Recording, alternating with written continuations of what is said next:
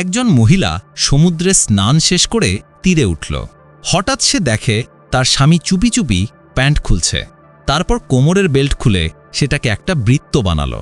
তারপর ঠিক বানরের মতো গাছ বেয়ে উঠতে শুরু করল। স্ত্রী এটা দেখে ভীষণ অবাক হল। সে ভাবল, স্বামীটা আসলে কি করছে? রহস্য জানার জন্য সে দৌড়ে গেল পাহাড়ের ওপর নারকেল বাগানের দিকে। ওখানে গিয়ে সে দেখে স্বামী এক মহিলার সাথে ফোনে কথা বলছে। তারা মজা করছে, একে অপরকে খুনসুটি করছে। স্ত্রী সব দেখেও কিছু বলল না।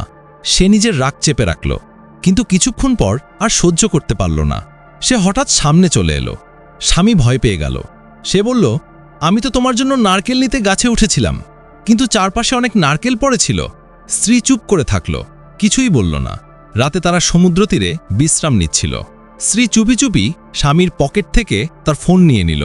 পরের দিন সকালে সে বলল, আমার ফোনটা আর নৌকাটাও ঢেউয়ে ভেসে গেছে। এখন না হয় ফোন ভুলে গিয়ে ছুটিটা উপভোগ করি। স্বামী তার কথা বিশ্বাস করল না, কিন্তু মুখে কিছু বললও না। স্ত্রী বলল, সে জঙ্গলে খাবার খুঁজতে যাচ্ছে। স্বামী চুপি চুপি তার পেছনে অনুসরণ করল। জঙ্গল পেরিয়ে এসে দেখে একটা গোপন গুহা। সেখানে স্ত্রী নৌকা লুকিয়ে রেখেছে, আর তার ফোনটাও ওইখানে লুকানো। স্বামী অবাক হয়ে গেল, কিন্তু কিছু বলল না। সে ভাবল, ঠিক আছে, ভান করি যেন কিছুই জানি না। সে স্ত্রীর সামনে হাসি মুখে বলল, আমি ছুটি উপভোগ করতে চাই। স্ত্রী ভাবল, স্বামী এখন শান্ত হয়েছে, কিন্তু আসলে সে এক নতুন ফাঁদ পেতেছে। পরের দিন সকালে স্ত্রী ঘুম থেকে উঠে দেখে তার গলায় ঝোলানো ইয়টের চড়িটা নেই।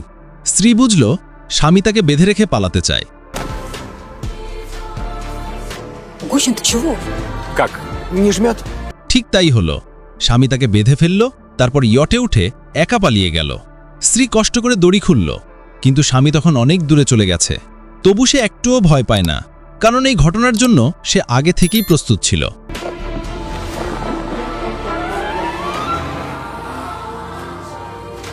এখন শুরু হবে তাদের পাগলাটে ধাওয়া আর প্রতিশোধের খেলা।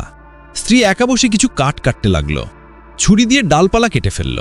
তারপর ভেজা কাপড় দিয়ে দুইটা কাঠ একসাথে বাঁধল। এভাবেই তৈরি হলো এক শক্তিশালী ধনুক। স্বামী তখনও ভাবছে স্ত্রী শুধু খেলছে, কিন্তু স্ত্রী এবার সত্যিই রেগে গেছে। তার মনে এখন একটাই চিন্তা, প্রতিশোধ। স্বামী হঠাৎ দেখে স্ত্রী তার সামনে দাঁড়িয়ে আছে ধনুক নিয়ে।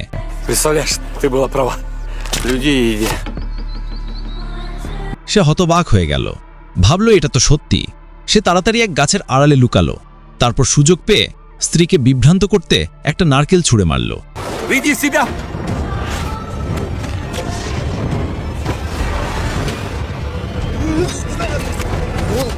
সৌভাগ্যবশত স্বামী শেষ মুহূর্তে তীরটা ঠেকাতে সক্ষম হয়।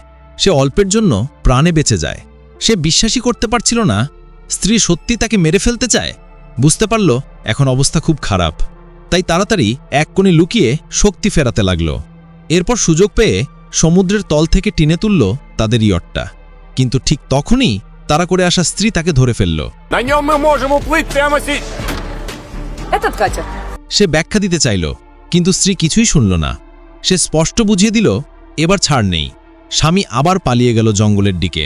হঠাৎ সে শুনল পানির দিক থেকে কিছু শব্দ আসছে। দেখল দুইজন স্থানীয় মানুষ নদীতে মাছ ধরছে। তাদের অসাবধানতার সুযোগ নিয়ে সে চুপি চুপি একটা ছোট নৌকা চুরি করল।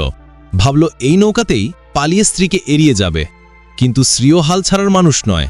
সে ঠিক করেছে এই বিশ্বাসঘাতক স্বামীকে শাস্তি দিতেই হবে। এদিকে ক্লান্ত স্বামী আবার তীরে ফিরে এলো। সে একটু বিশ্রাম নিতে চাইল, কিন্তু যত ভাবছে তত রাগ বাড়ছে। সে সিদ্ধান্ত নিল এভাবে পালিয়ে যাবে না।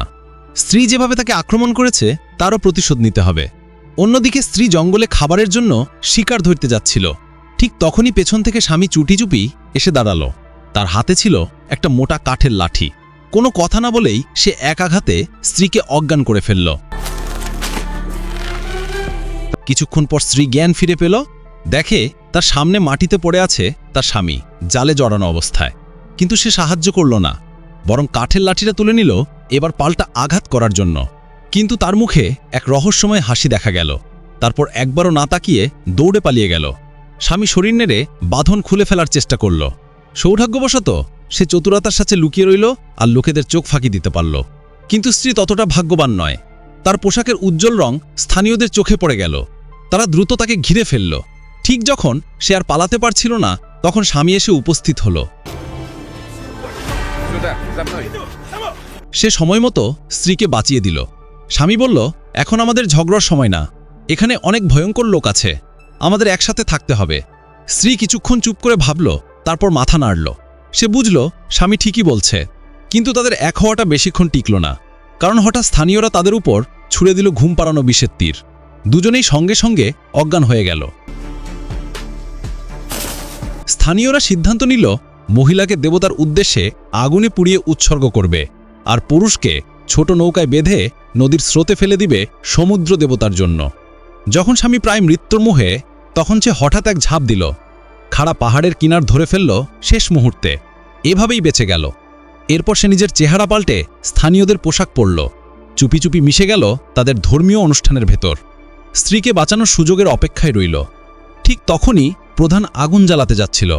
স্বামী হঠাৎ ছুটে গিয়ে তাকে ঘুষি মারল, তারপর সর্বশক্তি দিয়ে মাটিতে পোতা কাঠের খুঁটি টেনে তুলল। সবাই হতবাক হয়ে তাকিয়ে রইল। স্বামী স্ত্রীকে জড়িয়ে ধরল এবং একসাথে পাহাড় থেকে লাফ দিল।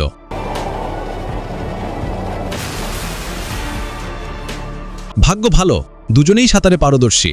তারা পানিতে পড়ে গেল, প্রাণে বেঁচে গেল। স্বামী দ্রুত স্ত্রীকে তীরে নিয়ে এলো, তারপর জঙ্গলে লুকানো ছোট নৌকাটা খুঁজে পেল। দুজনে মিলে নৌকা বেয়ে পালিয়ে গেল সেই ভয়ঙ্কর দ্বীপ থেকে। আর এখানে ভিডিওটি শেষ হয়ে যায়। এমন আরও নতুন নতুন ভিডিও পেতে চ্যানেলটি সাবস্ক্রাইব করে রাখুন। ধন্যবাদ সবাইকে।